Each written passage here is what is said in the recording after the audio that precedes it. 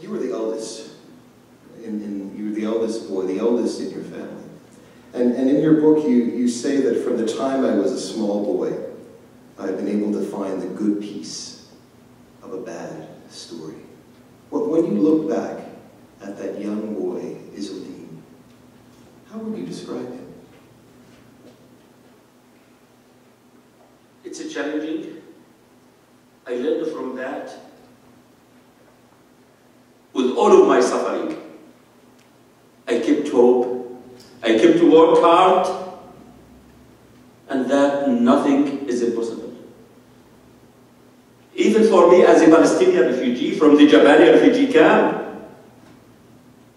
when I went to Harvard, someone will think of it, how can a Palestinian refugee go to Harvard?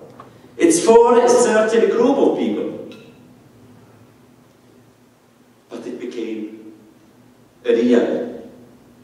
And when I graduated, they sent from Jabalia camp to Harvard, and it gave me the feeling to strengthen my belief that nothing is impossible. Just be determined. Even today, anything in my mind, if I want to plan it and to achieve it, I will go to the end. And in our life, we must not underestimate. Don't reject yourself. Once the rejection started inside you, this is the end. You must have confidence in yourself. I can ask you, 3 or 4 years ago, if I came to ask you and to tell you the President of the United States will be a black guy called Barack Hussein Obama, I would say you're crazy. Crazy. But who is now? And that's what I want all of us to believe and to have hope and to act. He dreamed of that and he worked and he was determined and he achieved it. So as I see you, I see the Palestinian-Israeli relationship in its better shape as we are close together. How did you imagine Israelis as a young person, as a teenager, before, because I know that as a 15-year-old, you had an opportunity to work on the farm of an Israeli family, and it was a very profound experience for you. But before that encounter, how did you imagine Israelis? You know, I saw them after 6 days war, as soldiers, tanks, coming after they occupied the Gaza Strip. And that's what I have seen them. And to see them as tourists, to come to do shopping and to visit Gaza, and to work for them, to clean their cars, to help them. And then, when I went to work at the age of 14, 15, in the summer holiday, and I spent 40 days with that family, away from my home. I was counting the hours, the days. I want to go back to my home to be with my father, with my mother. A child, 14 years old, to be away. And they used to see Palestinians as workers.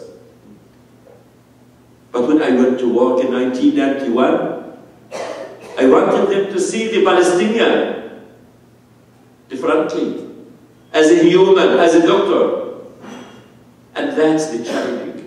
During the first Intifada was erupted in the Jabalia refugee camp. In 1987. In 87, when I was born. And they see them as a children with the stones. Now they saw the Palestinian as a physician, as a human. And it made a difference within the borders of the hospital, where all are equal. We treat patients without any relation to their names, ethnicity, religion. Can we learn from doctors to practice? What do we practice within the borders of the hospital to deal with all, with respect, with care? Can they implement, even politicians, to implement what is implemented within the borders of the hospital. Soroka Hospital, Abdallah Shomer Hospital, was my home. I felt one of the family. After the tragedy, in the hospital, my friends, my colleagues, everyone who knows about me, even those who doesn't, they came to the hospital to show passion and support. And that's what do I say. Do we need the tragedies to discover that? We need just some effort to think of it and to act to discover it. You said that given the kind of oppression that Palestinians have suffered, you've said that it's very natural psychologically to want to commit some kind of revenge. You've said that it's very natural to do so. So the question I have for you is it unnatural not to want to revenge? I don't think it, as a believer, revenge, if we want to continue the cycle of action and reaction, it will never lead to any way. You must get revenge in a positive way, and that's what my daughter did. She wasn't blind, and to be drowning in hatred and thinking of revenge. Shada, who was severely wounded in her right eye and right hand, and she spent 3 months in the hospital.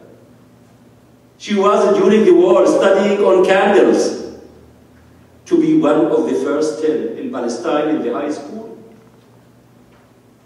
What am I expecting from her after what happened? She went to the school, determined to look forward, to work hard, and to study, to compensate all of what did she lose.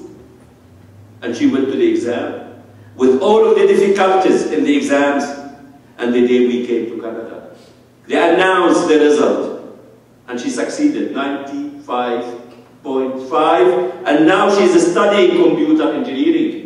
The antidote of revenge is success and light and looking forward.